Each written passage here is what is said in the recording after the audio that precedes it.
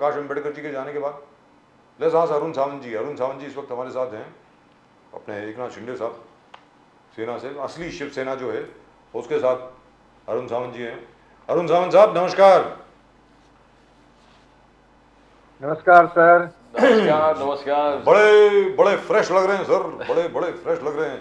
Look at that kurta, हाय हाय हाय हाय, वो कुर्ते को देखो, जबरदस्त नीला नीला, आहा हा, बिल्कुल आसमानी रंग का।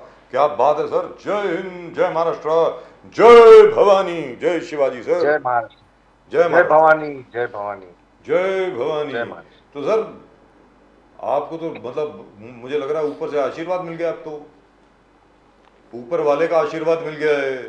प्रकाश अंबेडकर जी अलग हो गए, कांग्रेस के भीतर भी बड़ी फूट पड़ गई, अंदर भी पता नहीं क्या कुछ हो रहा है। तो अब तो कितनी, मतलब 48 सीटों में से कितनी आने वाली हैं सर अब तो महायुति की? 40 45 कितनी के 48 आउट ऑफ 48?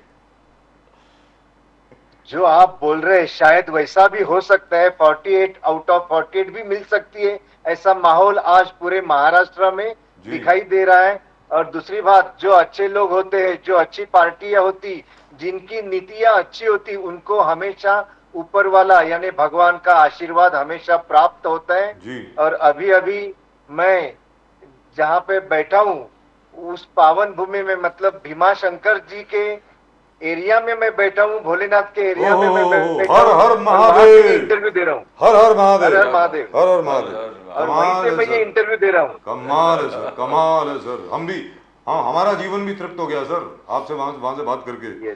सर एक तरफ प्रकाश अम्बेडकर साहब अलग हो गए, दूसरा मायावती जी सब जगह पर अपने अपने कैंडिडेट खड़े कर रही हैं। तो विदर्भ में तो बीजेपी की क्लीन स्वीप है सर। मतलब हर बार देखा गया है कि बहुजन समाज पार्टी जो है, जो कांग्रेस के वोट काटती है, उनके पास कुछ बचता नहीं है। आज तक मुझे कहीं ऐसा तो नहीं है कि आप लोगों ने कुछ डील कर ली है कांग्रेस के साथ कि भाई ऊपर से तुम उल्टा सीधा बोलते रहो, अंदर से हमारे साथ रहो? कहीं ऐसा तो नहीं है सर? क्योंकि ये तो आपको जितवाने में लगे। मुझे तो साफ, मुझे तो बड़ा शक हो रहा है। अरुण साहब बताइए। जी बजाज जी, मैंने अभी अभी कहा कि जिनकी नीतियां अच्छी होती है, जो आम जनता के विकास के लिए, हित के लिए काम करते हैं, उनको कोई भी किसी से भी हाथ मिलाई करने की जरूरत नहीं पड़ती। जिस प्रकार से केंद्र सरकार ने पिछले 10 सालों में अच्छा काम इस पूरे देश में किया है, और हमारी महायुति सरकार ने एकनाथ जी शिंदे के नेतृत्व में इस महाराष्ट्र में विकास के अच्छे अच्छे काम यहाँ पर पूरे कंप्लीट किए हैं। नई नई नीतियां अपनाई है, नए नए बंद जो प्रोजेक्ट है वो नए नए प्रोजेक्ट शुरू किए, बंद प्रोजेक्ट को भी शुरू किया है। और उस वजह से इस पूरे महाराष्ट्र में डेवलपमेंट दिखाई दे रहा है। आपको मालूम होगा कि बंबई का रूप अभी कितना चेंज हुआ है। यहाँ के मुख्यमंत्री एकनाथ जी शिंदे ने जिस प्रकार से, जिस स्पीड से, जिस गति से काम किए हैं, उस वजह से मुंबई जो आर्थिक राजधानी मानी जाती है पूरे वर्ल्ड का, मुंबई माया नगरी की तरफ होता है, वो माया नगरी नए रूप में दिख रही, जो पिछले 40 सालों में कभी भी इतना अच्छा बढ़िया रूप मुंबई का मैंने नहीं देखा था। आज आप देखेंगे अच्छे अच्छे रास्ते बन रहे हैं, अच्छे अच्छे मेट्रो के प्रोजेक्ट यहाँ पर बनकर तैयार है। MTHL जैसा देश का सबसे बड़ा समुद्र मार्ग यहाँ पर अटल सेतु नाम से तैयार हो गया है। यहाँ पर समुद्र का सबसे पहला, समुद्र के अंदर से जाने वाला हमारा कोस्टल रोड तैयार हुआ है। पूरे महाराष्ट्र में आज किसान, मजदूर, कामगार, स्त्रियां और पुरुष, ज्येष्ठ नागरिक, विद्यार्थी सभी खुश है। क्यों? तो डेवलपमेंट नजर आ रही है। दुरुस्त बात। सावंत साहब, दूसरा ये चीज है कि जिस प्रकार से आपने कोंकण में एक जबरदस्त लहर आपका चल रहा है, आप कोंकण एक्चुअली उद्धव ठाकरे जी का एक बेस माना जाता था, मैक्सिमम सीट्स उद्धव ठाकरे जी का कोंकण मारा मुंबई और ठाणे से आया है। तो यहां पर शिंदे साहब खुद ठाणे में है, आगे जाके उदय सामंत है, आगे जाके गोगवले जी है, आगे जाके राणे साहब है, और फिर दीपक केसरकर जी है। तो आपने एक्चुअली कोंकण में जहां उद्धव सेना का बेस है, वह पूरा आपने एकदम जबरदस्त तरीके से अपना फील्ड बना दिया, टोटल फील्ड बना दिया। ये एक जबरदस्त स्ट्रेटेजी है, ये स्ट्रेटेजी है। और दूसरा है बारामती और पूरे पश्चिम महाराष्ट्र में जिस प्रकार से अजित पवार जी हावी, तो इसमें क्लियर कट आपका लक्ष्य दिख रहा है कि 45 जो शिंदे साहब बार बार बोल रहे हैं वो शायद पार हो जाएगा। सावंत साहब, how do you see that? 100% Nambiar ji, 100% हम 45 के ऊपर जा रहे हैं। आपको मालूम होगा कोंकण की भूमि ने हमेशा शिवसेना का साथ दिया है, उद्धव ठाकरे जी का साथ नहीं दिया था। आदरणीय स्वर्गीय बाला साहब ठाकरे जी का साथ दिया था, शिवसेना का साथ दिया था। और शिवसेना यानी हमारी शिवसेना असली शिवसेना है, और उसका साथ कोंकण की जनता, पूरे महाराष्ट्र की जनता, मुंबई की जनता भी जोर शोर से देने के लिए तैयार है। क्यों? तो सिर्फ और सिर्फ डेवलपमेंट, डेवलपमेंट और डेवलपमेंट। उसी एक मुद्दे के ऊपर जिस प्रकार से आदरणीय मुख्यमंत्री मेहनत कर रहे, दिन रात लगातार 18-18, 20-20 घंटे तक वो आम जनता के हित के लिए काम करते रहते हैं, अलग अलग जगहों पर वो दौरे करते रहते हैं। शासन आपल्या दारी ये जो योजना है वो घर घर में, अलग अलग जिले जिले में लेके गए हैं।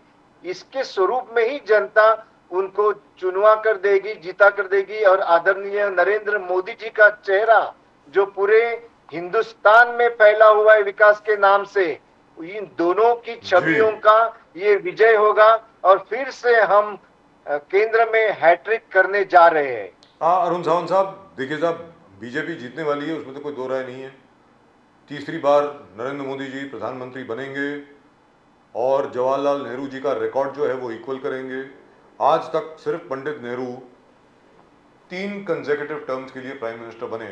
थर्ड कंसेक्यूटिव टर्म वो अपनी पूरी नहीं कर पाए, 1964 में उनका निधन हो गया। लेकिन he won 3 times in a row, 52, 57 and 62 sir. लेकिन एक जगह है महाराष्ट्र में जहां पर आपको तकलीफ है, वो है मराठवाड़ा। मराठवाड़ा के जो किसान हैं वो बहुत तकलीफ में है सर। वाटर टेबल नीचे चला गया है, पानी की बहुत किल्लत है। रबी क्रॉप जो है इस बार उसका हार्वेस्ट जो है अप्रैल में होने वाला है, अप्रैल या मई के आसपास होगा। 14 अप्रैल के बाद जो है फसल कटनी शुरू हो जाती है। वहां पर सुनने में यह आया है, गवर्नमेंट का भी आंकड़ा आया है कि शायद इस बार जो रबी क्रॉप है वो 10 या 15% कम होगी। तो how are you tackling that sir? किसानों में जाकर के आप कॉन्फिडेंस किस प्रकार दे रहे हैं उनको कि ये सरकार उनके साथ खड़ी है? सर प्लीज बताएं। बजाज जी, ये बात बिल्कुल सही आपने कही है। मुझे एक खुशी हमेशा होती कि आप जैसे पत्रकार हमेशा दूर दूर कोने तक की खबर कैसे रखते हैं, वो भी सच्ची खबर। इसका मुझे हमेशा ये सवाल रहते हैं मेरे मन में, और खास करके आपके बारे में रहते हैं।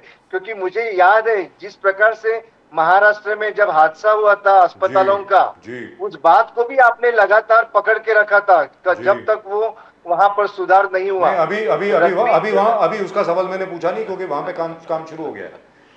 वहां पे एक्चुअली काम शुरू हो गया है उसी हॉस्पिटल में। बाय द वे, मैं अपने दर्शकों को बता दूं कि MRI स्कैनर और एक्सरे मशीन दोनों आ चुकी हैं, और बाकी जो इक्विपमेंट आने वाला था दैट सेम हॉस्पिटल, वो चौहान हॉस्पिटल जो है जहां पर कुछ लोग मर गए थे वहां पे, that is now quite all right. जी बताइए प्लीज। तो रग्बी जो ये होते हैं, खेती होती है जी, उसके बारे में देखिए, बारिश जो होता है पर्जन्य भगवान उसके ऊपर कोई कंट्रोल नहीं कर पाता है जी। ये आपको बात मालूम होगी कि पिछले साल और अभी भी कई ऐसे इलाके मराठवाड़ा के और महाराष्ट्र के भी, वहां पर कई जगहों पर अवेरी पाउस जो बोलते हैं, मतलब गैर वक्त पे जो बारिश गिरती है वो हुई, कहीं पे अकाल है। उसकी वजह से रग्बी खेतों के ऊपर परिणाम जरूर हुआ है, लेकिन हमारी सरकार हाथ के ऊपर हाथ बांध के बिल्कुल नहीं बैठी है। किसानों को अलग अलग मार्गों से उनकी आय कैसे बढ़ाई जा सकती है, खेती के लिए उनको अलग अलग अत्याधुनिक औजार कैसे दिए जा सकते हैं, अत्याधुनिक क्वालिटी जो बीज होता है वो बीज कैसे दिया जा सकता है। और पानी जो है, हमारा जो पानी का जो मंत्रालय है गुलाबराव पाटिल उनको संभाल रहे हैं। मतलब पिछले 10-15 दिनों के पहले की मैं बात बताता हूँ, इसके ऊपर सरकार ने जो उसके लिए आवंटन किया था निधि का, वो निधि पूरी तरह कैसे खर्च किया जाए, इसके ऊपर मुख्यमंत्री साहब ने स्पेशल मीटिंग बिठाई थी और इसके ऊपर काफी हंगामा भी हुआ था कि कुछ पैसे अभी भी 15-20% जो पैसा है वो अभी तक खत्म नहीं हुआ है।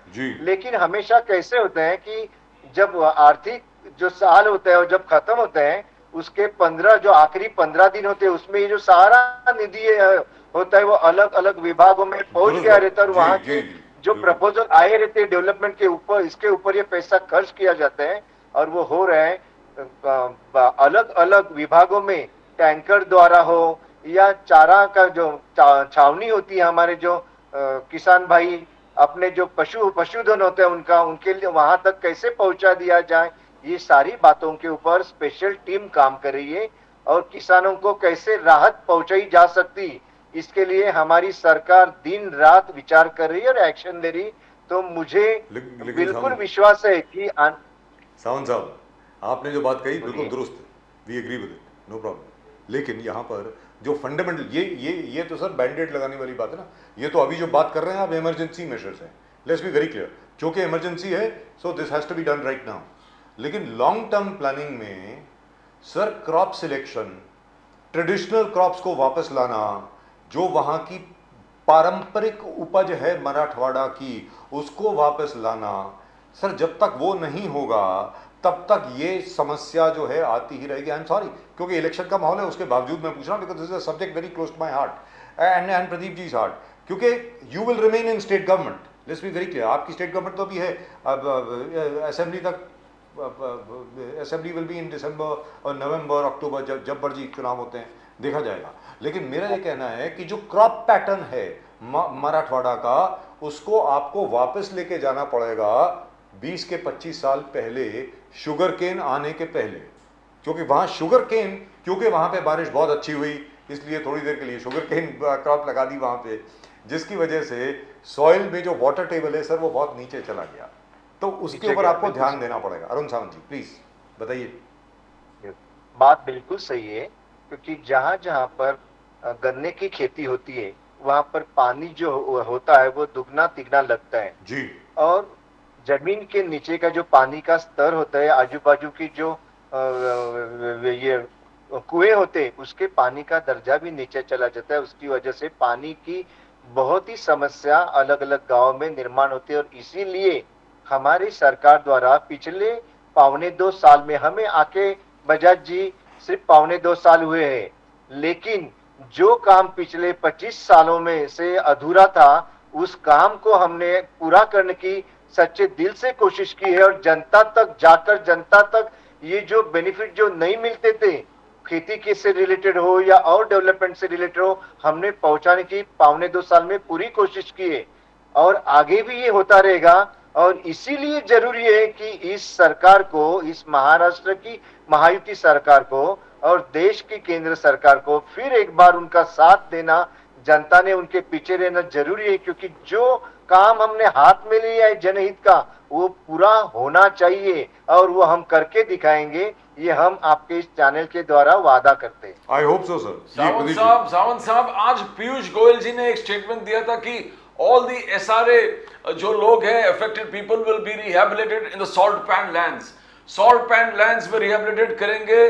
तो उसके बाद तुरंत आदित्य ठाकरे जी का ऑब्जेक्शन आया, बोले कि ये तो संभव है ही नहीं और ये होने नहीं देंगे, we will not allow salt pan lands to be utilized for rehabilitation of slum dwellers, and same thing was echoed by वर्षा गायकवाड़ जी। वर्षा गायकवाड़ जी ने बोला इन सीटू छोड़ के हम कुछ भी कॉम्प्रोमाइज नहीं करेंगे।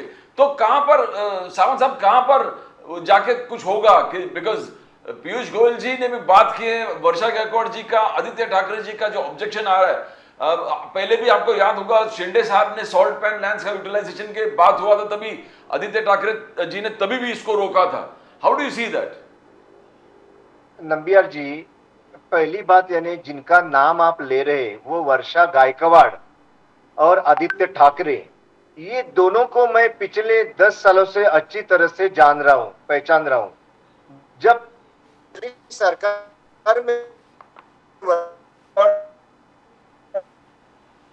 तो मैं इनके कामकाज को बहुत नजदीकी से देखता था मेरी आवाज सुनाई आ रही दे है, रही आ रही है, आ रही है Yes, सर, बहुत yes, बहुत yes. ठीक ठाक आ रही है, बोलिए सर प्लीज। हाँ, तो वर्षा गायकवाड़ सिर्फ बड़बोली मंत्री थी उस वक्त। उसके ऊपर और आदित्य ठाकरे के ऊपर ज्यादा बात करना उचित नहीं होगा। लेकिन एक बात मैं आपको और आपके चैनल मार्फत महाराष्ट्र की जनता को ये बताना चाहूंगा कि जो सॉल्टेड लैंड काफी सालों से ऐसे ही पड़ा हुआ है इस महाराष्ट्र में, मुंबई में, उसका यूटिलाइजेशन होना चाहिए। वो जो सॉल्टेड लैंड है, उस सॉल्टेड लैंड के ऊपर हमारी सरकार ने धारावी में जो अभी रीडेवलपमेंट होने वाला है, धारावी की हजारों लाखों जनता जो आज इतनी गंदी परिस्थिति में रहती है, उनका डेवलपमेंट के लिए जब हमने वहां पर कोशिश की तो तुरंत वर्षा गायकवाड़ खड़ी उठी या आदित्य ठाकरे खड़ा हो उठा और उन्होंने तमाशा शुरू किया कि सरकार अदानी के फायदे के लिए ये काम करी। लेकिन ऐसा नहीं है।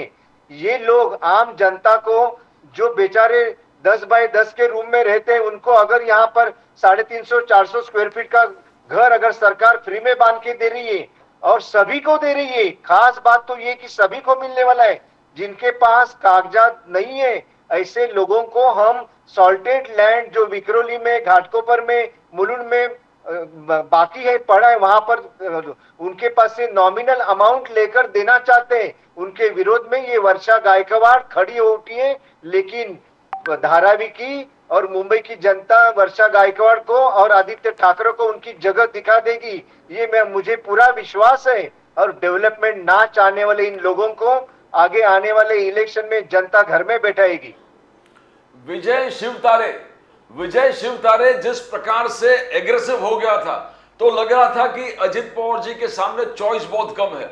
एकनाथ शिंदे जी ने बार बार विजय शिवतारे को बुलाया था, उनको समझाया था कि हमारे जो युति है, उस युति में आपको इस प्रकार से बयान नहीं करना चाहिए, तो पूरे युति के पूरे हर चीज तकलीफ में आ जाता है।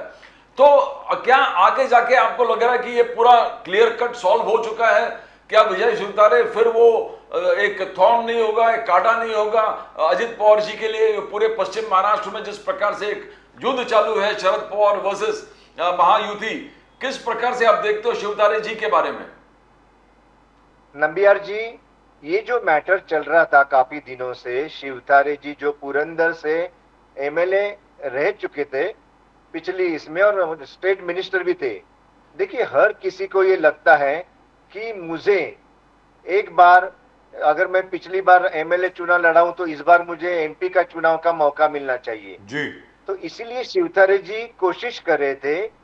2-3 बार हमारे मुख्यमंत्री ने उन्हें महायुति का जो धर्म होता है वो समझाया कि महायुति में अगर किसी और कैंडिडेट का नाम पहले से डिक्लेयर हो चुका है तो दूसरा कैंडिडेट ने बीच में जाकर अपना नाम पर्ची नहीं भरनी चाहिए या वहां पर जाके अपना प्रचार नहीं करना चाहिए।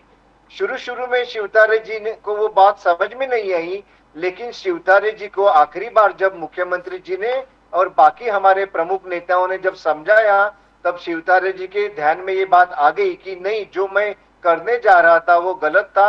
शायद मुझे अगली बार लोकसभा में या अभी अक्टूबर में जो विधानसभा आ रही उसमें मुझे अच्छा मौका मिल सकता है। और जो जनसेवा का व्रत मैं करना चाहता हूं, वो जनसेवा का व्रत मुझे करने का मौका आगे आने वाले विधानसभा में मिल सकता है। ये शब्द जब मुख्यमंत्री जी ने और कुछ नेताओं ने उनके साथ डिस्कशन हुआ तो वो समझ गए हैं। और अभी पूरी तरह उन्होंने अजीत पवार जी की जो मिसेस है, जो अभी लोकसभा वहां से लड़ने वाली है, सुनेत्रा पवार जी, उनको सपोर्ट करने का पूरा वादा किया है। और हमें पूरा विश्वास है महायुति धर्म वो निभाएंगे और हम भी निभाएंगे। और सुनेत्रा पवार, अजीत पवार जी की जो मिसेस है, वो वहां से भारी मतों से चुनकर आएगी और वहां का नेतृत्व करेगी। यही मैं कहना चाहूंगा। मतलब आपने ये तय कर लिया है कि आदरणीय सम्मानीय शरद पवार जी को आप पॉलिटिक्स से रिटायर करने वाले हैं, कहने का मतलब ये होगा। क्योंकि अगर सुनेत्रा पवार जी वहां से जीत जाती हैं, जैसा कि लग रहा है, जो रिपोर्ट्स आ रही हैं उससे तो वही लग रहा है यार, तो मतलब शरद पवार जी को तो फिर संन्यास लेना पड़ेगा राजनीति से, मुझे ऐसा लगता है। क्योंकि अगर वो सुप्रिया सुले जी को अगर नहीं जितवा पाए वहां से तो फिर तो हाँ, लेकिन उल्टा जो रिवर्स है इज नॉट ट्रू। अगर मान लीजिए सुप्रिया सुले जी जीत जाती है वहां से, तो उसकी मतलब उसका कोई खास फर्क नहीं पड़ेगा अजीत दादा पवार पे। अजीत दादा पवार तो भतीजे हैं, वो तो कह देंगे हाँ भाई नेता जीत गया, मैं क्या करूँ। तो you are in a very good position, बहुत बिल्कुल आपकी 10 उंगलियां घी में हैं और आपका सिर जो है वो कढ़ाई में है, बिल्कुल फर्स्ट क्लास। बिल्कुल कहिए अरुण सावंत जी।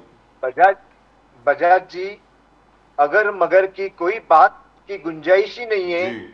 जिस प्रकार से अजीत पवार जी ने पिछले कई सालों में डेवलपमेंट का काम किया है, उनके काम करने का जो तरीका है, सीधे सीधे जनता में घुसकर सुबह सुबह 7 बजे से जिस प्रकार से वो जनता के हित के लिए, जनता के सारे प्रश्न छुड़ाने के लिए खड़े रहते हैं, वो बात सराहनीय है। हमने खुद हमारी आंखों से कई बार अजीत पवार जी को मंत्रालय में अपने ऑफिस में सुबह सुबह देखा है और जनता को भी देखा है। जनता के अलग अलग विषयों के ऊपर वो सुबह आकर उनके सवाल जवाब जानने की कोशिश करते हैं और इमीडिएट वो फोन के ऊपर जिस भी डिपार्टमेंट का वो काम हो, वहां के कलेक्टर को, तहसीलदार को, सभी को फोन करके एक्शन के मोड में आ जाते। ये जो काम करने का उनका तरीका कई सालों से है, एडमिनिस्ट्रेशन के ऊपर उनकी काफी मजबूत पकड़ है। इन सारे गुणों से सालों से उनकी पत्नी खुद उनका साथ निभा रही, ये खास बात मैं कहना चाहूंगा। अजीत पवार जी के कामों के ऊपर वो जीतने वाली नहीं है, वो खुद भी समाज सेवा के काम कई सालों से कर रही, तो उनका हक बनता है कि अजीत पवार जी का काम और उनका समाज सेवा का काम मिलकर और इस महायुति का काम मिलाकर उन्हें जीत दिला देगी।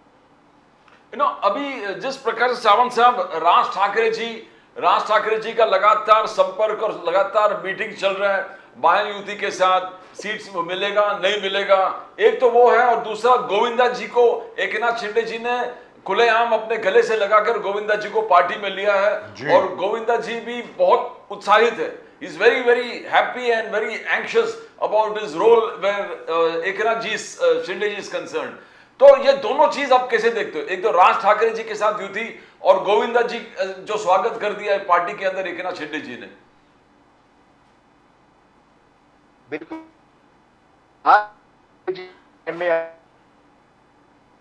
ठाकरे जी को जिस प्रकार से इस महाराष्ट्र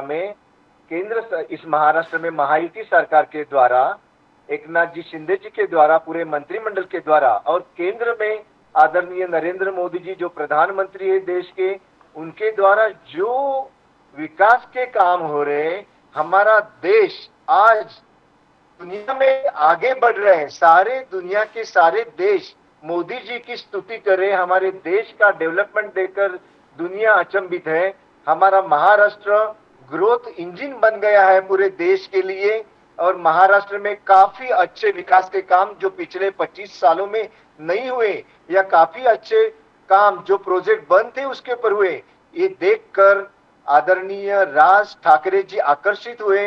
हिंदुत्व के मुद्दे पर उन्होंने नरेंद्र मोदी जी का साथ देने का सोचा है और यहाँ पर हमारे महायुति सरकार का साथ देने का सोचा है और इसीलिए वो भी डेवलपमेंट के साथ आगे बढ़ना चाहते हैं, अपनी पार्टी को आगे बढ़ाना चाहते हैं। विकास का जो पर्व चल रहा है उस विकास के पर्व में वो भी शामिल होना चाहते हैं, इसीलिए हमने उनका स्वागत किया है। दूसरी बात रही गोविंदा की, तो गोविंदा एक कलाकार है, अच्छे कलाकार है वो। उन्होंने 2009 में जब मेरे ख्याल से वो 14वीं लोकसभा थी, जब जो गोविंदा उत्तर मुंबई से खासदार बने थे जी, उत्तर मुंबई से जब वो खासदार बनकर भारी मतों से चुनकर आए थे, राम नाईक जी को उन्होंने पराजित किया था। उन्हें अब ऐसा लगने लगा है कि पूरा देश में आज जो माहौल बना है आदरणीय नरेंद्र मोदी जी की वजह से और इस महाराष्ट्र में मुंबई में आदरणीय एकनाथ जी शिंदे जी की वजह से जो माहौल बना है, महायुति सरकार जिस प्रकार से काम कर रही, उन्होंने देखा, उनको भी ये लगा कि मैं एक कलाकार हूं, अगर कला क्षेत्र को मुझे आगे बढ़ाने के लिए मुझे कुछ अगर योगदान करना है तो मुझे महाराष्ट्र की सरकार के साथ जाकर शामिल होना पड़ेगा। और अपनी इच्छा उन्होंने आदरणीय मुख्यमंत्री जी को बताई।